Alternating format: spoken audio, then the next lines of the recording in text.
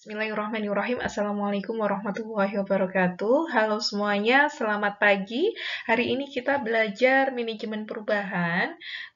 Kita akan belajar di pertemuan kedua ini tentang pemahaman umum manajemen perubahan. Jadi kita akan belajar manajemen perubahan itu sebenarnya apa sih, seperti itu. Dan kita akan juga belajar dari beberapa kasus perusahaan-perusahaan yang mengalami perubahan.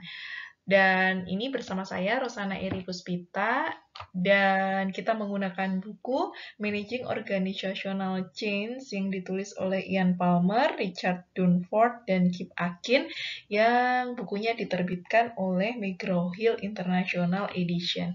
Yuk kita mulai perkuliahan kita pada pagi hari ini. Sebelum kita mulai ke materi, ini Rosana pengen cerita-cerita tentang dua perusahaan yang mengalami perubahan. Sebenarnya di sini ada 4 sih di buku ini yang dijadiin contoh kayak gitu ya tentang perubahannya. Tapi kayaknya mau ambil 2 aja, dan ini kayaknya dua perusahaan ini juga deket sama kita gitu ya. Yang satu adalah HP, kayaknya banyak printer gitu ya di sekitar kita. Terus kemudian ada mungkin beberapa yang komputernya merek HP juga kayak gitu. Dan juga McD. McD kan juga ada juga di kota kita gitu ya. Jadi kayaknya kita juga sering lihat gitu. Oke, kita akan bahas ini HP. HP itu tahun 2002 gitu ya. Itu mengalami perubahan. Perubahannya seperti apa? Jadi perusahaannya itu merger sama Compaq Komputer. Jadi tulisannya pakai C, Compaq pakai Q belakangnya kayak gitu ya, Compaq Komputer. Mungkin teman-teman ada yang tahu merek ini gitu ya. Dulu banyak juga ada kayak gini Compaq Komputer kayak gitu. Dan sekarang kayaknya HP pakai mereknya HP kayak gitu ya. Dulu ada Compaq kayak gitu. Nah, apa namanya? Dengan adanya merger ini kan pasti budaya kerja orang-orang di dalamnya itu kan beda ya, orang Compaq sama orang HP. Terus bagaimana nih supaya budaya kerjanya sama, value-nya sama, apa-apanya sama, dan lain sebagainya. Karena kalau merger itu kan pasti ya dua perusahaan yang berbeda dengan karakteristik yang berbeda tiba-tiba disatukan kayak gitu. Nah, sebelum apa merger ini dilakukan sebuah pendekatan juga, bahkan sampai setelah merger pun seorang manajer perubahan kayak gitu ya, itu tuh melakukan kayak misalnya kalau di sini ya di contohnya ini coffee talk kayak gitu. Jadi bincang-bincang sambil minum kopi kayak gitulah pada engineer-engineernya kayak gitu, pada teknisi-teknisinya kayak gitu. Jadi sering ngobrol bareng dan lain sebagainya. Karena memang ada dua pemikiran yang berbeda kan, dan nggak cuma pemikiran tapi budaya kerja dan lain sebagainya, value gitu ya. Itu yang terjadi di HP yang dia merger dengan Compaq dan akhirnya ada perubahan di sana. Berikutnya adalah McD. McD ini banyak isu-isu gitu ya tentang makanan-makanan sehat dan lain sebagainya gitu ya. Terus persaingan di luar juga gitu ya, fast food yang ada kayak gitu. McD itu mengubah menu-menunya kayak gitu. Dan pada akhirnya ditemukan Happy Meal, terus kemudian ada salad juga di McD dan lain sebagainya lah. Nah, itu juga mengalami apa namanya, mengalami perubahan-perubahan kan kayak gitu. Dan kalau perubahan kayak gitu itu juga berpengaruh ke semuanya gitu, ke karyawannya, ke keuangannya dan lain sebagainya gitu. Nah, bagaimana tentang McD bisa apa namanya survive dan sekarang settle kayak gitu ya, settle dengan menu itu go internasional juga. Nah, itu adalah contoh-contoh perubahan-perubahan yang ada di perusahaan. Perubahan itu tuh sesuatu yang pasti terjadi. Jadi seorang manajer itu tuh harus kayak punya skill untuk mengatasi perubahan. Nggak cuman apa ya, nggak cuman untuk orang lain, bahkan diri kita pun itu kan sebenarnya sebagai organisasi terkecil gitu ya, individu itu kan juga banyak perubahan kan ya setiap harinya kayak gitu. Nah, pasti juga ada manajemennya, apalagi perusahaan yang mengorganisir banyak orang, banyak kepala, banyak macam-macam lah sumber daya gitu ya, pasti banyak perubahan. Nah, itulah kenapa kita juga belajar manajemen perubahan. Belajar tentang manajemen perubahan gitu ya, manajemen kayak gitu, manajemen itu pengelolaan gitu ya, itu ada beberapa image atau citra dalam mengelola. di sini ada dua kayak gitu ya. Jadi manajemen itu sebagai kontrol dan manajemen itu sebagai pembentuk. Jadi ada dua apa ya, dua image gitu. Manajemen itu tuh untuk apa sih gitu ya? Kalau kalian di manajemen gitu ya, manajemen itu sebenarnya untuk apa sih? Manajemen itu untuk dua. Pertama untuk kontrol, yang kedua untuk pembentuk gitu ya. Kalau untuk kontrol ya karena dia memang melakukan aktivitas-aktivitas manajemen kayak planning, organizing, commanding, coordinating, controlling kayak gitu ya. Itu kan apa namanya yang sering kita pelajari kan empat-empatnya ini lima aktivitas ini gitu ya di pengantar manajemen itu juga ada, tapi juga manajemen itu sebagai pembentuk atau shaping gitu, pembentuk, jadi sesuatu yang membentuk. Manajer itu sebagai pembentuk juga gitu ya, membentuk apa, membentuk perilaku orang-orang di dalamnya, mengeset value gitu ya yang dianut oleh perusahaan, membentuk kapabilitas dan lain di perusahaan itu dan lain sebagainya gitu. Jadi nggak cuma melakukan planning, organizing aja, tapi juga bagaimana orang-orangnya, misalnya ketika merger gitu ya, bagaimana kita membentuk perilaku orang-orangnya gitu ya, bagaimana ketika ada perubahan-perubahan kita tuh juga bisa mengeset value perusahaan itu tuh seperti apa, apakah mau yang islami ataukah mau yang apa namanya transformasional atau seperti apa, kita harus punya value itu gitu ya. Terus juga membentuk kapabilitas. Jadi manajemen itu untuk itu. Perubahan itu, outcome-nya itu ada 3. Jadi dengan disengaja, setengah disengaja, dan tidak disengaja. Jadi kalau ada sesuatu perubahan, itu tuh sebabnya itu yang pertama itu dengan disengaja. Jadi emang si manajer itu ya mengubah budaya organisasi itu atau melakukan perubahan-perubahan. Nah, itu dengan disengaja. Nah, kalau dengan disengaja itu masih dibagi lagi menjadi dua, yaitu empirical rational strategies dan normatif reeducative strategies. Jadi ada dua strategi yang digunakan. Kalau yang pertama, empirical rational, itu tuh kayak manajer tuh punya pandangan bahwa sesuatu yang rasional gitu ya, itu pasti orang akan memilih untuk berubah, pasti akan berubah kayak gitu ya. Tapi kalau normatif reeducative itu tuh kalau dikasih edukasi gitu ya, dikasih pengetahuan, itu pasti semuanya nanti akan berubah dengan sendirinya. Jadi strateginya itu dengan melakukan pendidikan. Tapi kalau yang pertama tadi itu dengan menawarkan sesuatu yang rasional gitu ya, yang empiris, itu pasti semuanya juga akan berubah. Nah, itu adalah perubahan dengan disengaja atau intended gitu ya. Tapi ada juga perubahan yang setengah disengaja atau partially intended. Hal ini dikarenakan karena power, proses, interest, dan perbedaan skill manager. Jadi sebenarnya ini tuh mau berubah dengan disengaja, tapi karena power, karena proses, karena interest dan perbedaan skill kadang tuh jadi kayak setengah gitu loh, karena mungkin kurang bisa mengubah gitu ya, atau pengubahannya jadi setengah-setengah gitu ya, kurang berhasil dan lain sebagainya. Jadi partially intended, jadi hanya setengahnya aja yang berubah. Dan juga ada perubahan yang tidak disengaja atau unintended. Dan ini disebabkan oleh dua hal, kondisi di dalam perusahaan itu yang berubah gitu ya, internal perusahaan itu, atau kondisi eksternal dari perusahaan itu berubah. Itu juga akan menyebabkan terjadinya sesuatu yang tidak disengaja berubah kayak gitu. Citra dalam mengelola perubahan itu ada 6 kalau versinya buku ini gitu ya. Manajer itu sebagai apa sih? Kalau manajer perubahan itu sebagai apa kayak gitu ya? Dicitrakan sebagai apa? Ada 6. Yang pertama, manajer perubahan itu sebagai direktur. Direktur itu pengarah gitu ya, arah. Direct itu kan arah gitu kan. Terus yang kedua, manajer sebagai navigator. Yang ketiga, manajer perubahan sebagai seorang caretaker gitu ya. Yang keempat, manajer perubahan sebagai pelatih atau coach, kayak gitu kan. Yang kelima, manajer perubahan sebagai interpreter. Dan yang keenam, manajer perubahan sebagai nurturer atau sebagai pengasuh gitu kali ya kalau bahasa Indonesianya kayak gitu. Dan nanti akan kita bahas keenam-enamnya ini dalam slide-slide selanjutnya.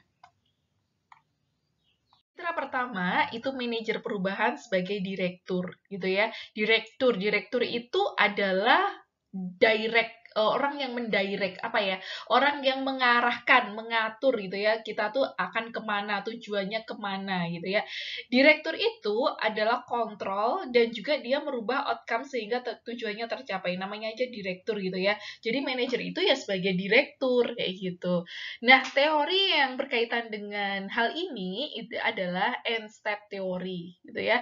Ini yang menjelaskan tentang serangkaian tahapan yang harus digunakan oleh manajer perubahan untuk mengimplementasikan apapun perubahannya.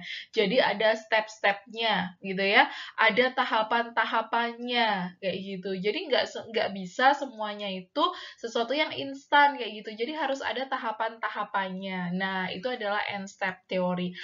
N itu kan kalau dalam kita dulu matematika itu kan jumlahnya gitu ya. Jadi berapa step teori kayak gitu. Jadi ada teori-teorinya itu ada beberapa langkah. Citra yang kedua, seorang manajer itu dicitrakan sebagai seorang navigator, navigasi gitu ya, tahu ya apa sih istilahnya ke arah mana kayak gitu dan lain sebagainya. Jadi untuk mengontrol perjalanan kita itu adalah navigator kayak gitu ya.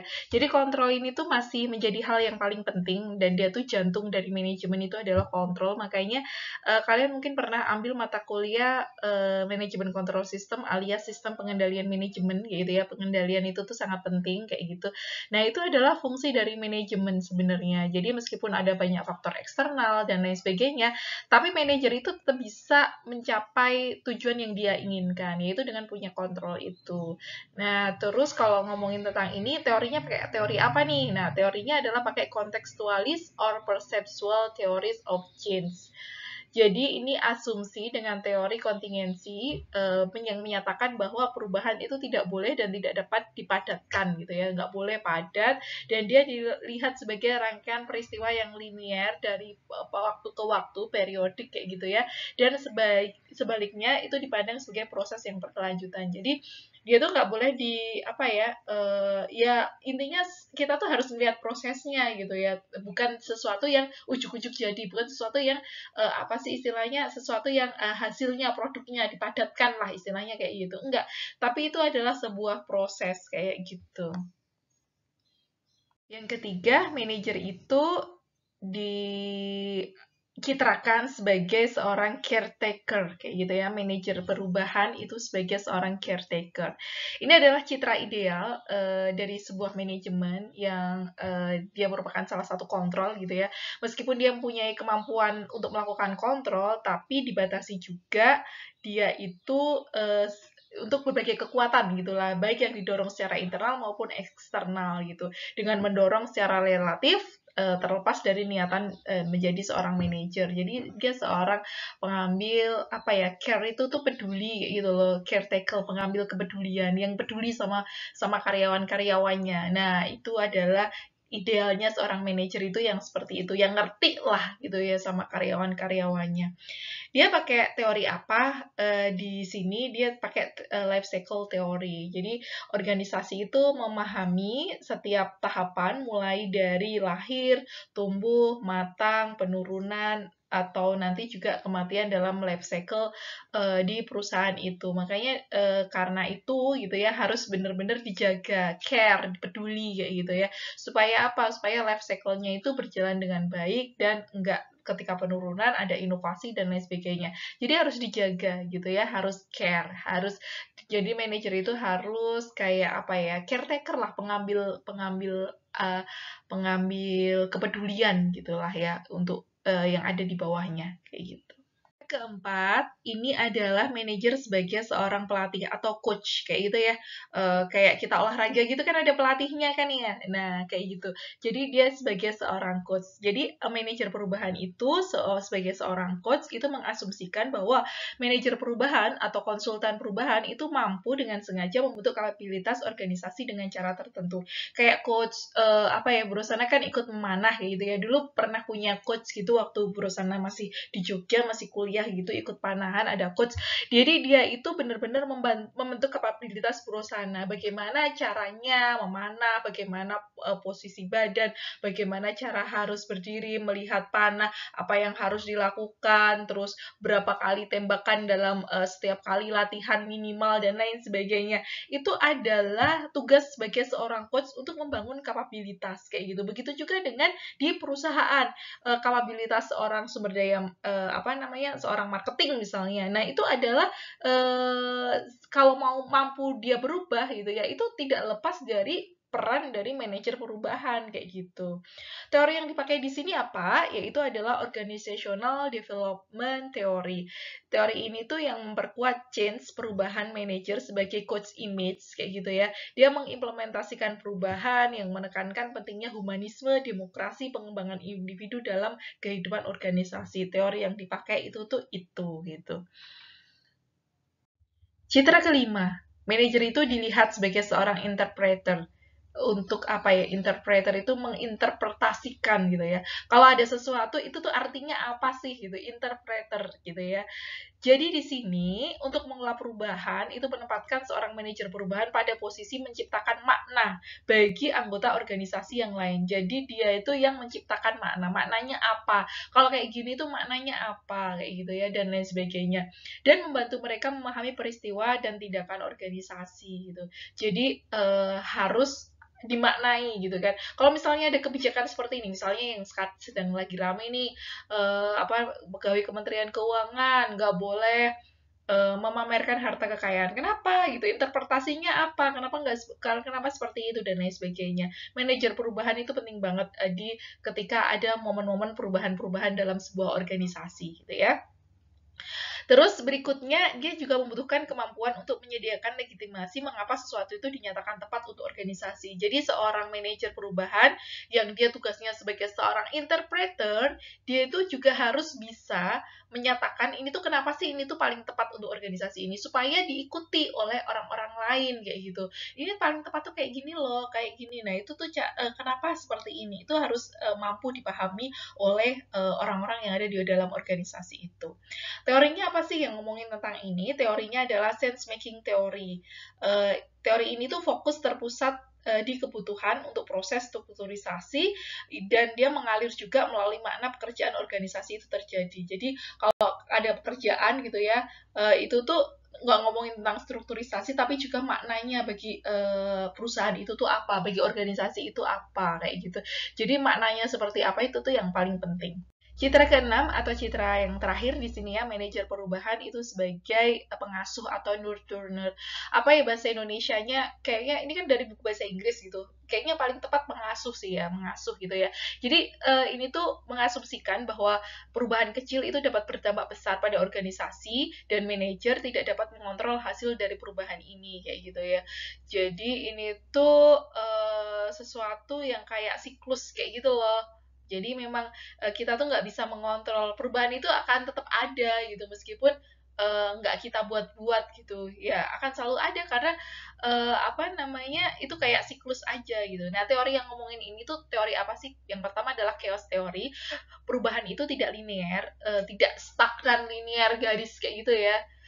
Dia juga sesuatu yang mendasar gitu ya, fundamental gitu ya, bukan incremental kayak gitu, dan dia tidak diperlukan untuk tumbuh. Ya udah kayak gitu ya, pasti akan ada gitu, nggak perlu tumbuh juga pasti akan ada perubahan gitu, perubahan itu akan selalu ada, intinya kayak gitu.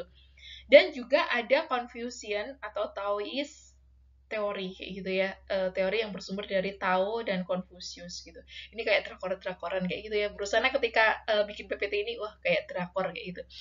Jadi ini gambaran perubahan seperti siklus ya, berputar, terus kemudian juga prosesional, ada prosesnya gitu ya, journey oriented ya, orientasi terhadap perjalanan gitu ya.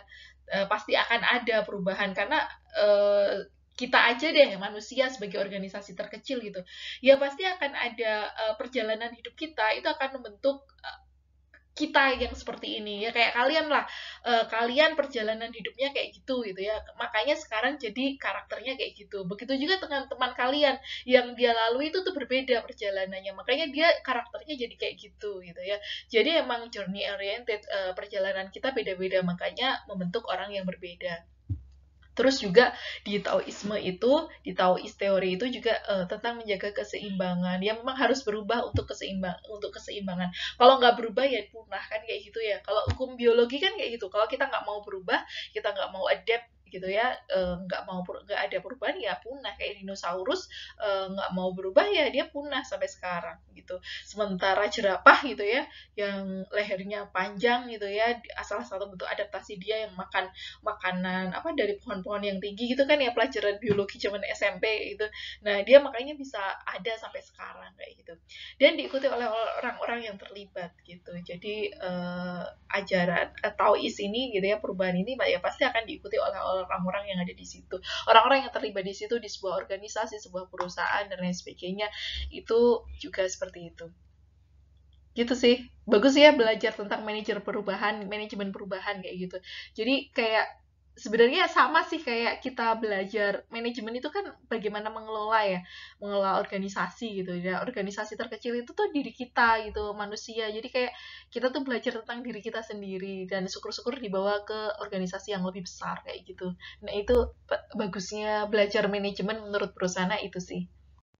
Oke, jadi sekian aja perkuliahan kita mengenai manajemen perubahan pertemuan kedua. Sesi tanya jawab kita lanjutkan di forum diskusi online di Google Meet gitu ya.